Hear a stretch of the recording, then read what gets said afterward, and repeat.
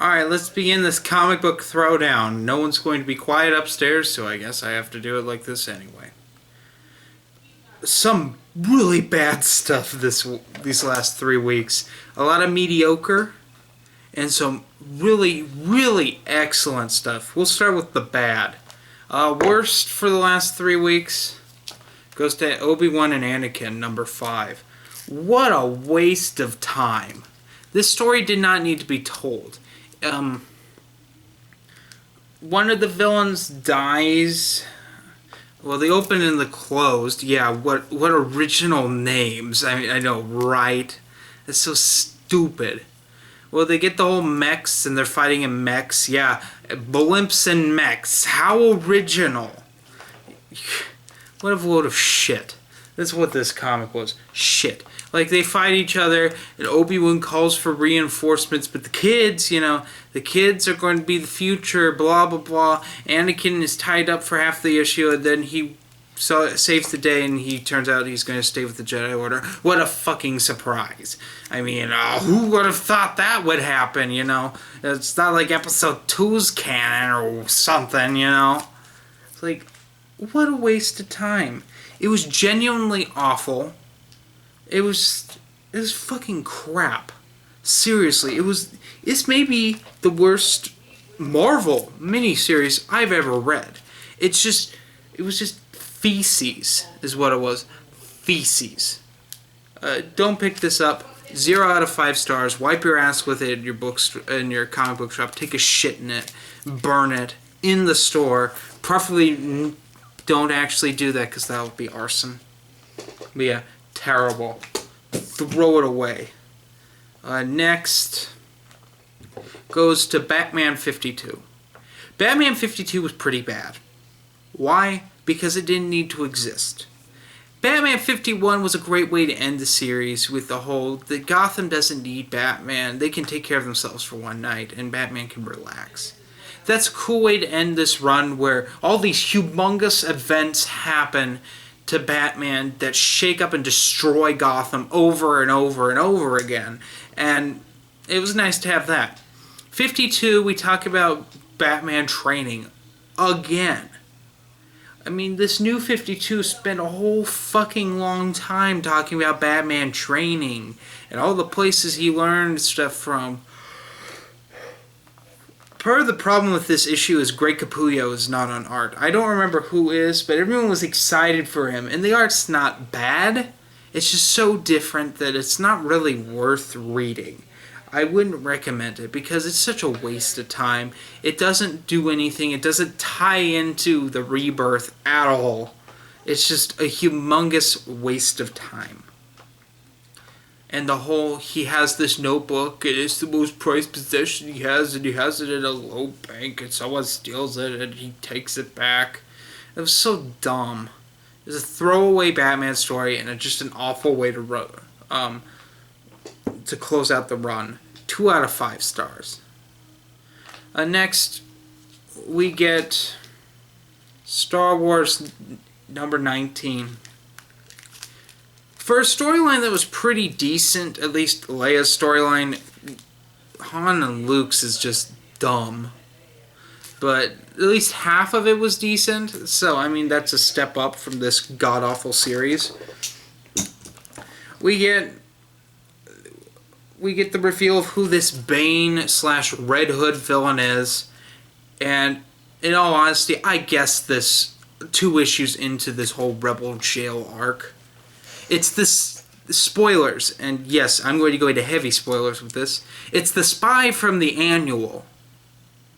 I knew it immediately when he said, "This is what you made me." And I'm like, oh, good lord, they're rehashing Under Red Hood, the animated movie, because I've never read the comics, so I couldn't tell you. And they're doing this with a character they just introduced 6 months ago. This would have had more impact a long time from now. But this series sucks, and it probably won't last a long time from now without a reboot or a renumbering, so they did this. And it falls flat on its face because of that. Luke and Han are useless throughout the arc, which was really stupid. I don't know. I get Han being somewhat useless, but Luke, why? It's like this whole making men stupid to empower women when we all should be equal sort of thing. And I know I'll probably get shit on for that. God forbid I say something that's equal. Oh my god. It's like saying I fucking hated the Ghostbusters trailer. Oh no, I'm misogynist now because I hated the fucking Ghostbusters trailer. And this arc fucking sucks. Since when is Leia afraid to murder someone? I mean, she won't kill an unarmed person. I get that. But she's so much like, oh god. Like Obi-Wan was in Dark Disciple. In Dark Disciples, Obi-Wan's a big tree-hugging crybaby. Which is really out of character for Obi-Wan. I mean, Obi-Wan won't want to kill anyone. He'll try to do the right thing, but he has murdered someone before. I mean, Leia's murdered tons of stormtroopers at this point. She charged in last arc, mind you. Showdown on the Smuggler's Moon. She, Han, and Chewbacca charge in with lightsabers and hack up stormtroopers. Yeah. But now she won't kill anyone. This is what's wrong with this arc. This is what's wrong with this issue, because she won't kill a Neb Kell. She's like, we can rehabilitate you. I'm like, you're not Batman. I'm sorry, you can't. Even though they kept the issue 18 had that combination, it was sort of like a Dark Knight Returns / Dark Victory cover swipe with her and Alpha, which Alpha is over the top obnoxious in this. It's like Jason Aaron didn't know how to write her, so he made her as annoying as humanly possible. She was so annoying that Sana, whatever her last name is, she's not Han's wife, but pretended to be Han's wife, was not nearly as annoying. In fact, she was the most competent person. The whole time I'm like, Sana is the voice of reason here. Why don't you just kill Alpha? There's no reason to keep her alive. You're not going to interrogate her. You tried and it didn't work. So you're just going to let her sit and rot. And the needs of the many outweigh the needs of the few. You know, the whole Spock thing. Just kill Alpha. She'll try to kill you back. It's not like she's going to say, just kill me. She'll fight her way. She'll fight to survive. She wouldn't give you the same opportunity, but Leia's like, oh, I can't because if I do that, then I'll be a dark side too. That's a callback to Matt's review of Deceived. And Matt's Expanded Universe, go check him out. I sounded just like he did the whole time, too. Only I sound more like a granny. But this was a weak ending. A very weak ending to a semi-decent story arc. Everyone gets out on top. I don't know where Chewie is. I guess Chewie's doing what he was doing in the Chewbacca miniseries. But who fucking knows at this point? The canon's so screwed up they're going to have to reboot again. So yeah. Marvel Star Wars. You had 2.5 out of 5 stars. Don't pick it up. Next, we get into more mediocre. With Aliens Defiance #2. Now, I don't know what it is, but Brian Wood and me, I don't know. His writing rubs me the wrong way. I don't think he's a good writer. Everyone's like, ooh, Brian Wood, gotta jack off as much as possible. I don't like him. I mean, this is like me and Matthew Stover, only I understand why people like Matthew Stover. I don't know why people like Brian Wood. I don't know. I genuinely think he writes most boring characters humanly possible and makes them do dumb things. I mean, we didn't have too many dumb things happen, but in this, you know, we got one human and a bunch of soldier androids going into a freighter or something. It was a science lab. It looked like the freighter from Alien because they're lazy in this. and they go to see if anyone's alive. No one's alive. Uh, it's like, it's a story by the numbers, is the best way to describe this. They don't try hard. And this was the same problem with the entire Star Wars run Brian Wood did. Especially near the end. It actually started to recycle Bantam stories in there. And he slightly tried within the shadow of Yavin and it failed. So when the ruins of Alderaan happened, he didn't try that hard. Except for he put in, oh, this is how Rogue Squadron was created. Which is probably editorial made him do that. I don't think he would have. Then he did Rebel Girl, which was the whole Leia gets married off. Gee, courtship of Princess Leia, anyone? Really? And then we had, I don't know, was that the fourth one? The fourth arc, which is, well, there's technically 5. There's that 2-issue 5 Days of the Sith, which was pretty decent. For as far as like Darth Vader stories were going at the time, is one of the better ones. And of course we had the last one, which was a typical search and rescue mission that I've seen countless times in that era of Star Wars. Countless. But here, it's the story by the numbers. It is so mediocre.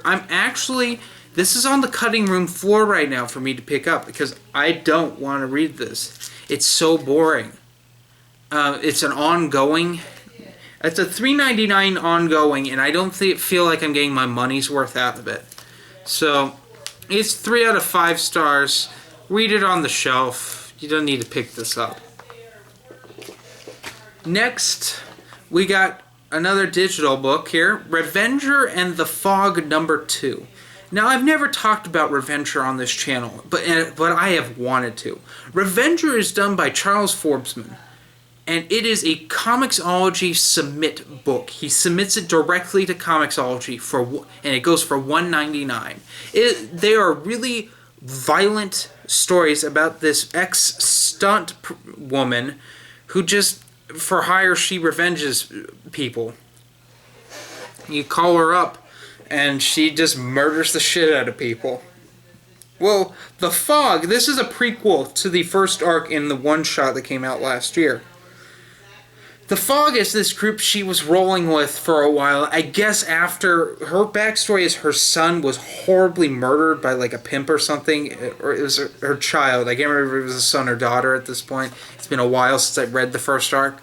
But they were cut in half and bled to death in a sewer. So she's not really connected to anything. And so now she's part of this group called The Fog, which are a bunch of punk rock hippie type people.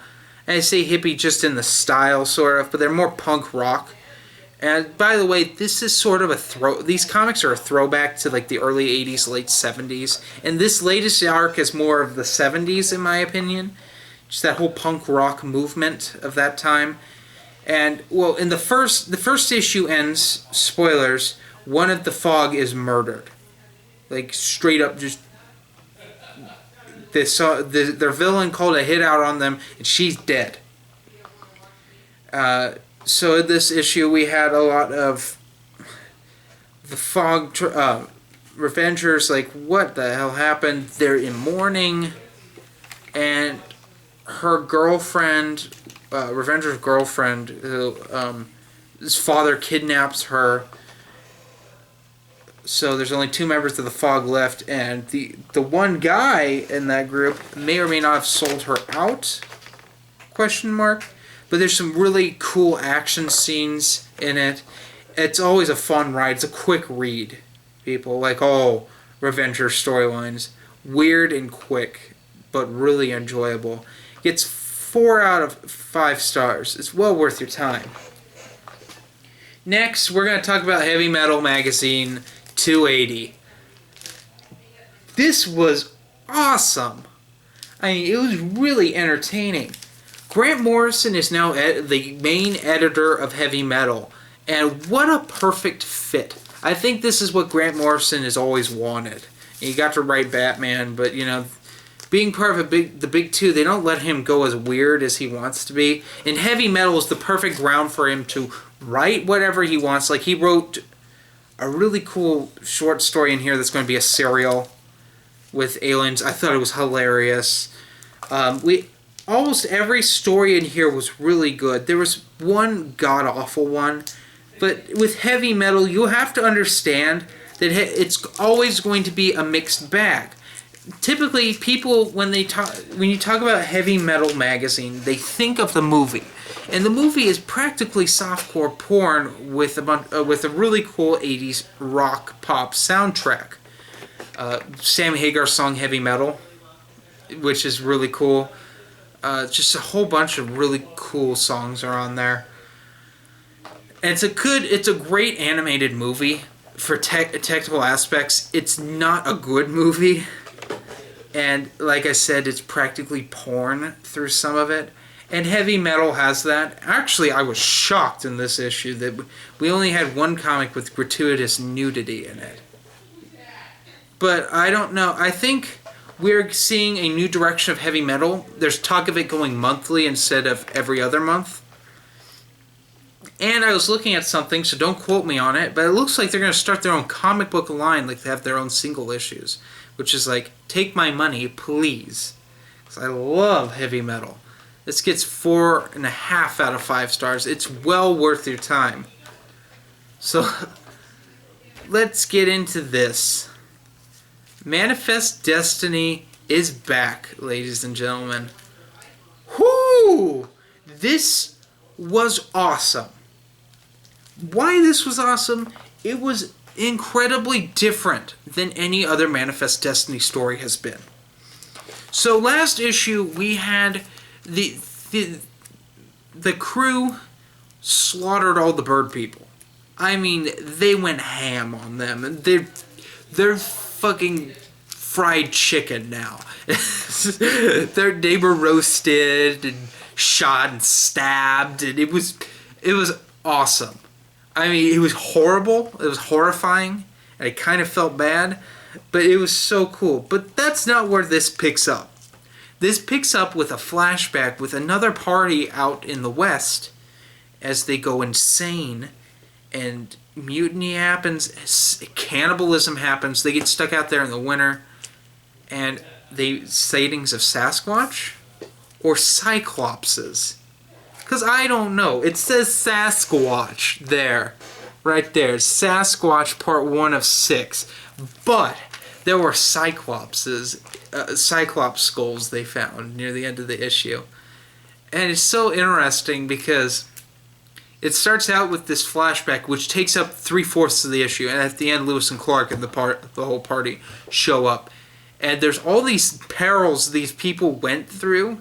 And like a bunch of them would die each time, like man-eating grass, and just weird fish things, weird bug mammal things. And then when Lewis and Clark show up, they're just mowing them down and stuff because now the group's like, we just need to get along and kill everything.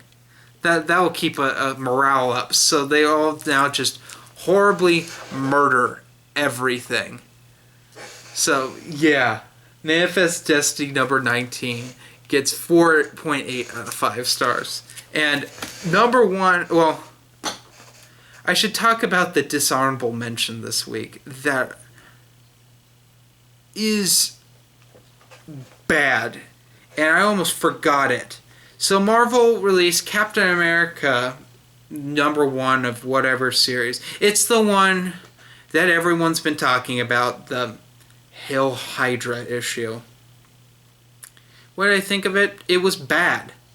It was boring. It was really, really boring. It had a whole bunch of references to things that no one cares about anymore in Captain America, like Cap Wolf in the 90s. And it was just bad. And the thing at the end, will he be actually a Hydra agent? Probably not. Marvel has this uncanny ability to not stay true to what they do. I mean, look at Marvel's Civil War. I mean, talk about not taking any chances with a movie. With a piece of fucking shit, by the way. Don't see it.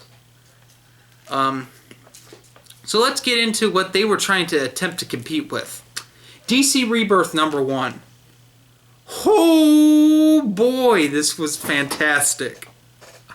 So this takes... Oh, there's going to be heavy spoilers. I've been wanting to talk about this for a long while. This comes from the perspective of Wally West. Yeah, the original Wally West is back. Kind of. He is going through the Speed Force trying to get people to remember him because he realizes something went wrong with Flashpoint and people lost a whole bunch of things. This is pretty much... He goes to all sorts of people. Like, he goes to Batman and one of the members of the Justice Society and his former girlfriend, so on and so forth, until Barry rescues him. But each time, he's slowly disintegrating.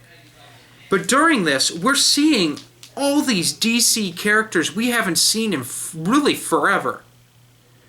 We haven't seen Blue Beetle in God knows when. Supergirl shows up. Wonder Woman's there, of course. Superman's there with his whole weird dimensional thing.